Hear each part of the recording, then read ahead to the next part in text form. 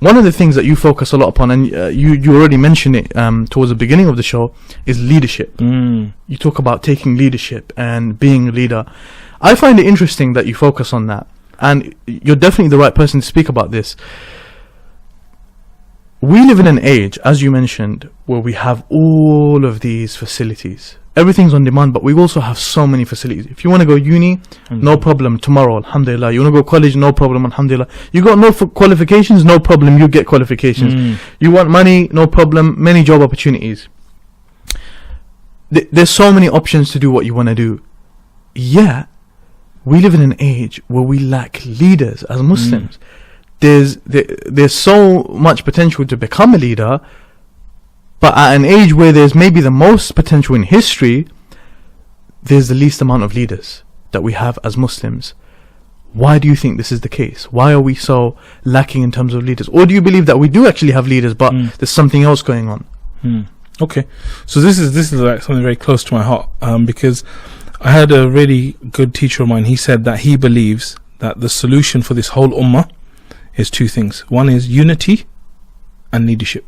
Like, if we get unified, truly unified, and we have great leadership, the ummah will sort itself out, right? Wow. So I think leadership is a huge topic, really, really important.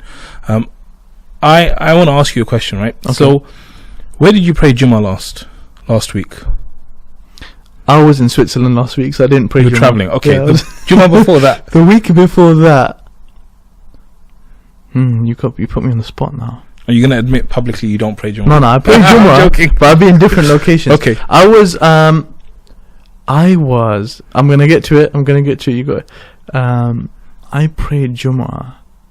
What's your local I masjid? don't always pray in my local, but it's a masjid. Okay. Yeah. Tell me a masjid you prayed in recently.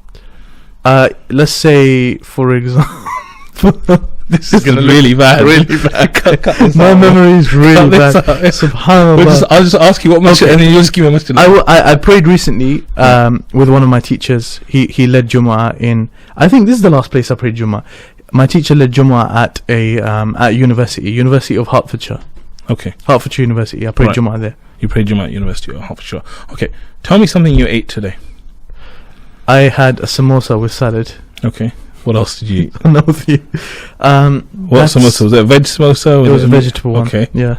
And I had a licorice toffee sweet. Okay. Yeah. Where are you going for dinner tonight? I don't know. You don't know. You know, you praying, and all of us, we pray Jummah in these masajid. Where do you think these masajid came from? Okay.